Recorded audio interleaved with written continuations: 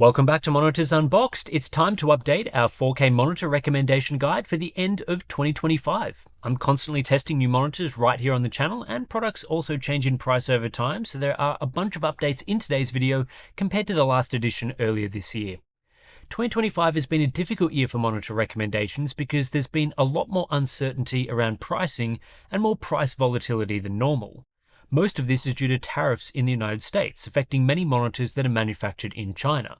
I've often been told one price for a monitor I'm reviewing, only to find out it's actually more expensive than that when I look at its US MSRP, which is no doubt frustrating for those of you in the US. With that in mind, I'm going to try to do my best to navigate this situation and still make this guide useful for people in North America and other regions around the world. As usual, there will be many monitors recommended in this video, so hopefully when it comes time to hit the buy button, at least one of these options will be appealing. We have links in the description below to check current pricing and purchase these monitors if you're interested. Today's video is brought to you by Insta360 and the new Link 2 4K webcam now available in white. This unit features a high-performance half-inch sensor delivering crisp 4K video with an AI-powered audio algorithm, providing great audio quality via the built-in microphone. Building on the original Link, the Link 2 also has, you guessed it, AI tracking for individuals and groups, as well as gesture control and auto framing. It now also offers modes such as customizable backgrounds and effects, so if you, like me, are sick of the hardware box studio, you can dip down to your local coffee shop and just hang out and relax. The 4K 30 FPS camera offers excellent video quality even in low light situations, such as this. Nice and dark now. I think I look pretty good on the screen, still nice and clear. So really, for a cost-effective solution, the image quality is amazing and can probably really only be bested by something like a professional digital SLR. The Link 2 is also equipped with a gimbal, making it perfect for demos and presentations. Balin, get out of my presentation. It also pairs perfectly with the new Wave speakerphone. So for more information, please click the link in the video description. As with our previous best of videos, I tend to talk about and recommend monitors I've personally tested and know to be good, or monitors that are very similar to products I have tested. It's always worth going back and checking out the dedicated monitor reviews I produce for more in-depth thoughts on each product, but these recommendations are not sponsored in any way by any company. They're based on our testing and reviews.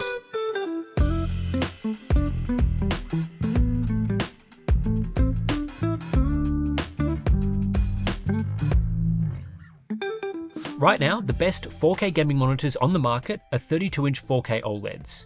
27-inch models are available now as well, but to me, the larger 32-inch panel size is more immersive for 4K gaming and prices aren't too different to the smaller models. But why OLED and not LCD? Well, there are two main qualities to OLED panels that significantly enhance the gaming experience relative to an LCD. One is their lightning-fast transition times, leading to elite motion clarity that exceeds an LCD operating at the same refresh rate. And the other is their individual pixel control, which allows pixels to fully switch off to display deep, rich zero-level blacks, and it means there's per-pixel local dimming for brilliant HDR control at the pixel level. No backlight zones to worry about. Since the release of 4K OLED panels, there's been a battle for the best panel type between QD-OLED and WOLED.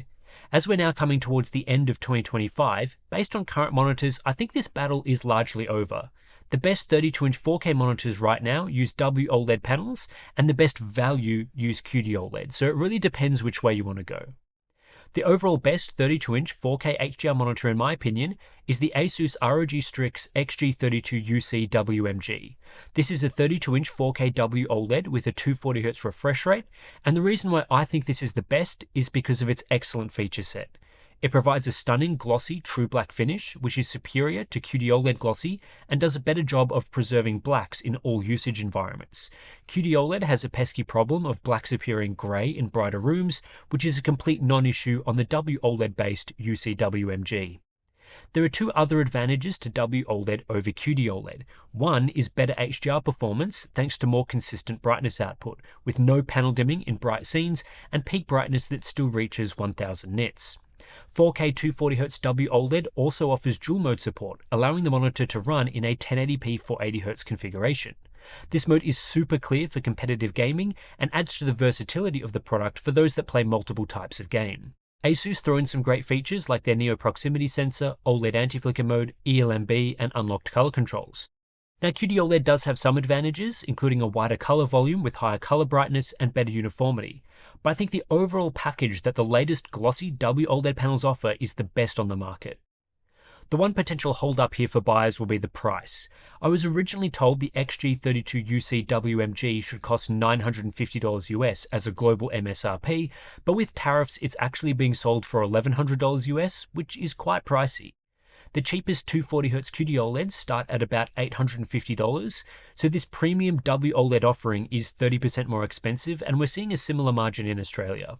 It's a great product, but whether you want to spend 30% more to get a best of the best monitor is up to you. It's not an outrageous difference, especially at the high end of the market, but it's not a value choice, that's for sure. The best value 32-inch 4K OLEDs are the current crop of 240Hz QD OLEDs, which, as I said, start around $850 to $900 for monitors like the Gigabyte FO32U2, MSI MPG 321URX, and 321UPX, as well as several others. If your priority is a 32-inch OLED screen and you want the best bang for buck, this is the way I'd go. The great news about buying a QD OLED instead of a WOLED is that most of the performance characteristics are the same. At 4K 240Hz, you still get lightning fast response times and superb motion clarity, only missing out on the 1080p 480Hz mode, which is not available here. You also still get amazing HDR image quality thanks to per pixel control, deep blacks, and bright highlights.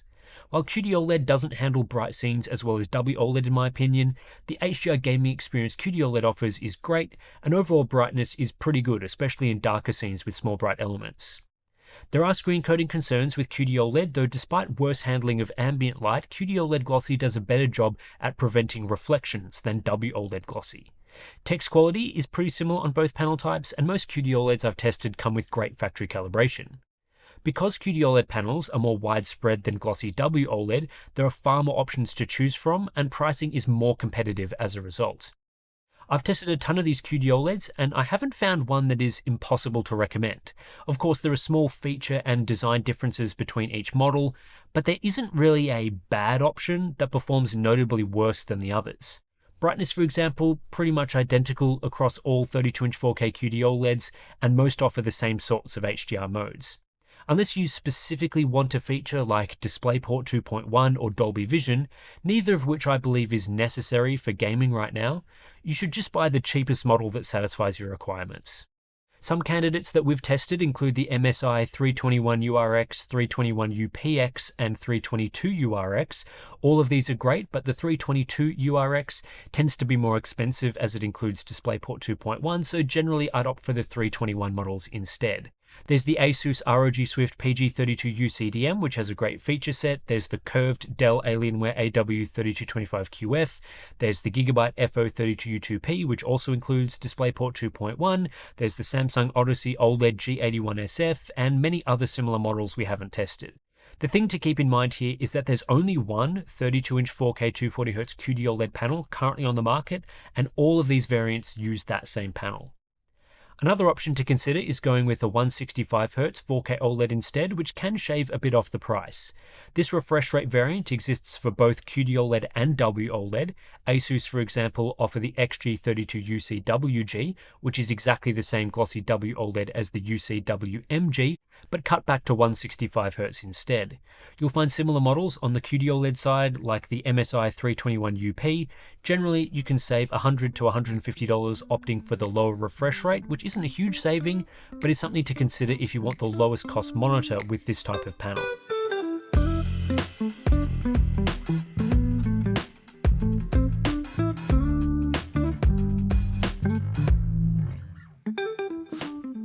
There's no change to our 27-inch 4K HDR gaming monitor recommendations since our guide earlier in the year. If you aren't interested in a 32-inch OLED due to its size, a 27-inch option might be right for you, and in general, today's 27-inch 4K QD OLEDs perform very similarly to their 32-inch counterparts. Essentially, they're a shrunk-down version with a higher pixel density.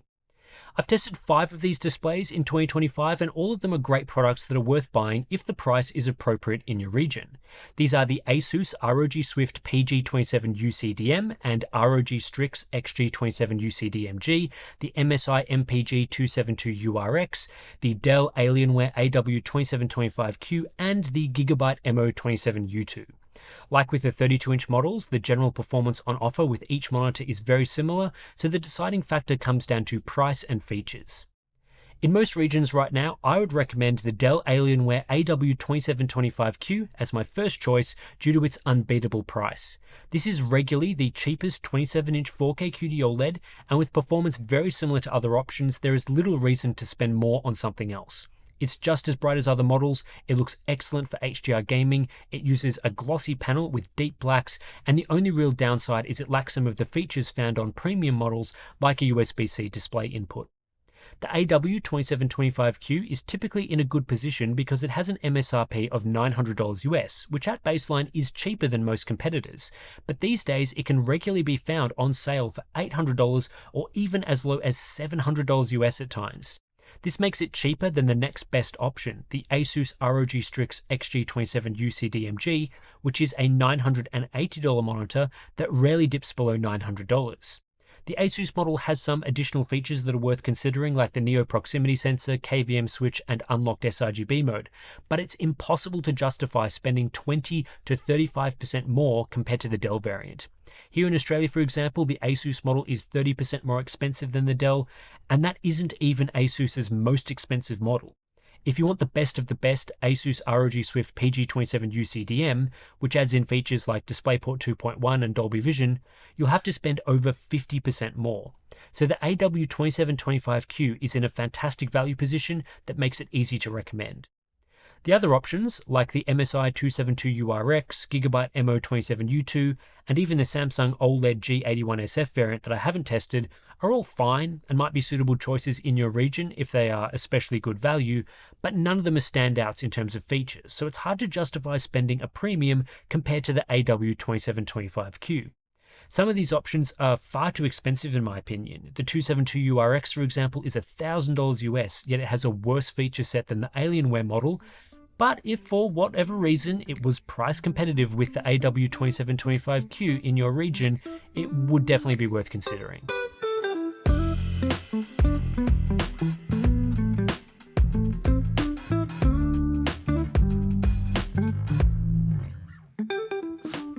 For this end of 2025 recommendation video, I'm adding in a category to talk about 4K HDR LCD gaming monitors, now that I've tested a few good ones.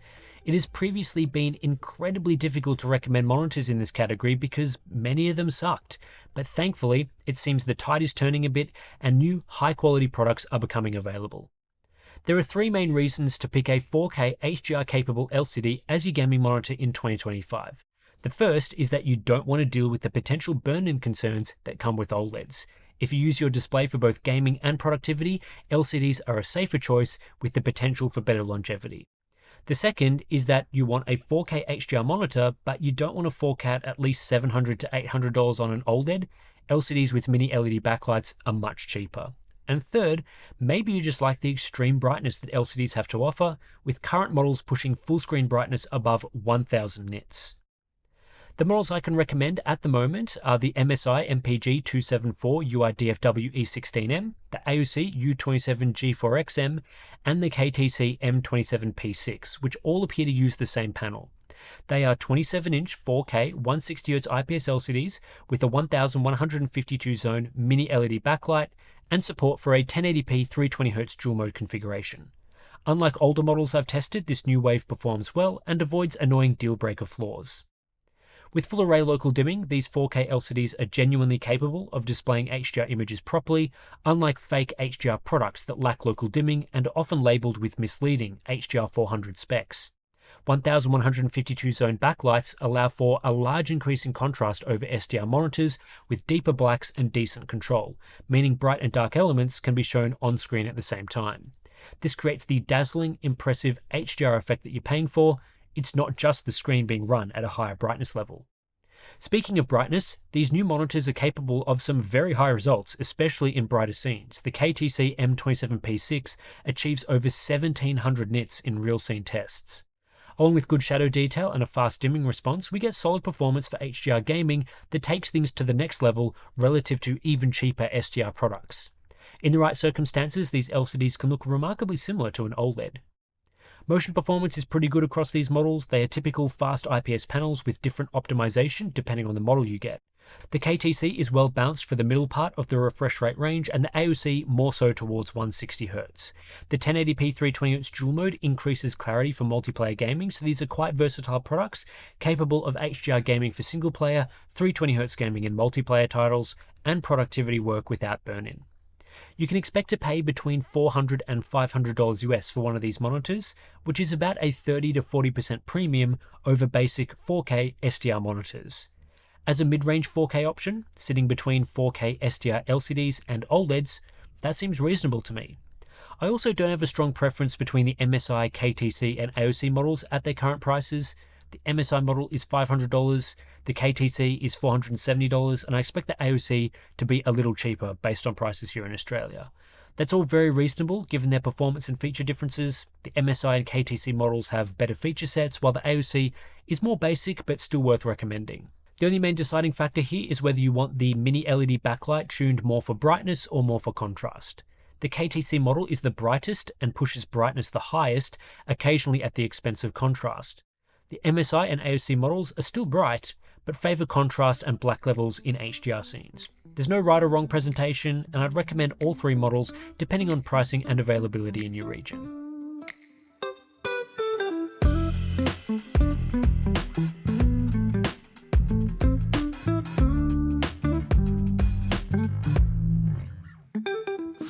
Prices for 27-inch 4K non-HDR monitors have fallen rapidly across 2025. In just May of this year, I said you shouldn't consider spending more than $500 US on a 27-inch 4K 144Hz SDR display. But at the end of this year, I'm revising that price down. These days, I think there's little reason to spend more than $400 US on this type of monitor, making the entry point to 4K cheaper than it has ever been. The best option in this category is the Gigabyte M27 UP. Globally, I was told this monitor has an MSRP of $300 US. However, in the United States, it actually debuted at $380 due to tariffs, which is a decent deal, but not as good as $300. Right now, though, it can be purchased on sale for as little as $330, which brings it right back into contention as the best value 27-inch 4K monitor. The M27 UP is a 27-inch 4K 160Hz IPS LCD, and it performs very well. Despite its low price point, it offers the same performance as we've seen from other 4K IPS LCDs previously. It's decently fast with a single overdrive mode experience, it has good calibration, a wide color gamut, and acceptable IPS level contrast. There's a nice balance of performance here, making the M27 UP a great monitor for gaming and productivity. The other cool thing about this monitor is it offers a 1080p 320Hz dual mode, increasing responsiveness and motion clarity for competitive gamers. Previously, this was a feature that you'd have to pay extra for. Now it's included in the price of the best value 27-inch 4K LCD. Of course, you don't have to use dual mode, you could just ignore that feature and enjoy its fantastic value as a 4K monitor, but for those that play a wide variety of games, it's a great inclusion. The reason why I don't generally recommend spending more than this on a 4K LCD is they all offer a very similar level of performance across both motion and colors. When the M27 UP is already well tuned for motion and it's well calibrated, plus in my opinion it has a great design, there's little reason to spend more on something more premium. More than likely you'll just get a similar experience but will have less cash in your wallet. Now there are a few other options to consider depending on pricing and availability in your region. The next best choice is the Asus ROG Strix XG27 UCG, which these days is only slightly more expensive than the M27 UP at $350 US on sale. The Asus model is very similar, also offering dual mode functionality, but is a little more expensive and has a regular price of $450. Given how similar both products are, I'd get whichever of the Gigabyte and Asus models are cheaper, which right now is usually the Gigabyte. There's a few other models to look out for. The Asus ROG Strix XG27 UCS is similar to the XG27 UCG, but lacks dual mode functionality. For that reason, the UCG variant is better, and given the UCG is also typically cheaper, the UCS is less of a good deal.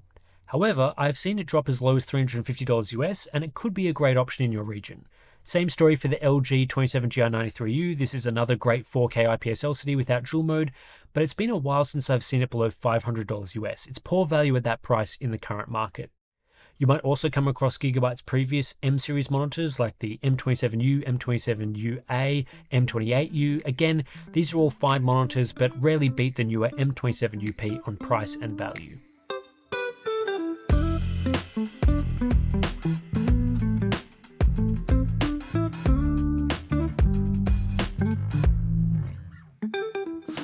There are no major changes to my recommendations for a 32-inch 4K SDR gaming monitor. Right now, there are a couple of options worth considering in this category, but the leading candidate is the LG 32GR93U, a 32-inch 4K 144Hz IPS LCD. These days, you can grab one for around $450 US, or worst case, slightly above $500, and I wouldn't want to pay more than that. The 32GR93U performs well across a range of different areas. It delivers good response times, and LG have tuned it well to offer a single overdrive mode experience. It's not the fastest product going around at 144Hz, but it's optimized to avoid inverse ghosting artifacts. Among 32-inch LCD monitors, this is one of the best displays I've seen in that area, which is especially important as older 32-inch models from a few years ago weren't very impressive in terms of motion quality. This is complemented by great factory color tuning, an excellent sRGB mode, hardware calibration support, strong DCI-P3 color space coverage, and good brightness. It offers fantastic versatility for those that want to game and use the nice large 32-inch 4K panel for productivity work. It's a really nice dual-use monitor.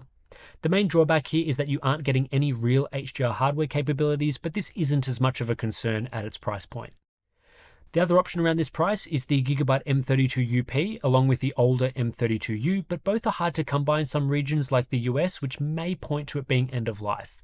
The M32UP is the more recent product and it trades blows with the 32GR93U both in performance and price. The LG monitor is slightly better tuned for response times and motion performance and has higher SDR brightness. The Gigabyte monitor is a bit better calibrated and has a few additional features like a KVM switch and USB-C port.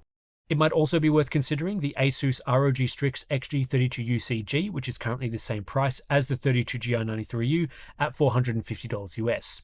I haven't tested this model, but I have tested the 27-inch variants in the same series, so there's a good chance the 32-inch model performs well. At the very least, it's something to explore if pricing makes sense in your region. So that's it for this 4K gaming monitor recommendation video. Lots of great options on the market right now, prices continue to get cheaper across the board, and there are some new entrants worth considering. There's never been a better time to enter the 4K gaming ecosystem, which I feel like I say every time, but really, unlike other PC gaming components, the monitor ecosystem is genuinely getting better and better over time. As always, if you do want to learn more about the monitors I've been talking about in this video, I have individual reviews available right here on Monitors Unboxed for most of them. I'd also recommend checking the links in the description for updated pricing information, as this does change over time, so check down there if you're watching this video weeks or months after it went live. Anyway, that's it for this video. A ton of testing goes into these monitor recommendation videos because we do genuinely test a lot of the monitors that we recommend here. And if you do want to support our independent testing, the best way to do that is via our Patreon page. Links to that is in the description below. If you sign up, you get access to some pretty cool benefits. We've got the recommended settings and ICC profiles that we create during our monitor reviews. We've also got our Discord chat, great place to talk about monitors, get recommendations from people. I'm also in there chatting with you from time to time. We've got BTS content, monthly live streams, plenty of other good stuff. So thanks for watching, and I'll catch you in the next one.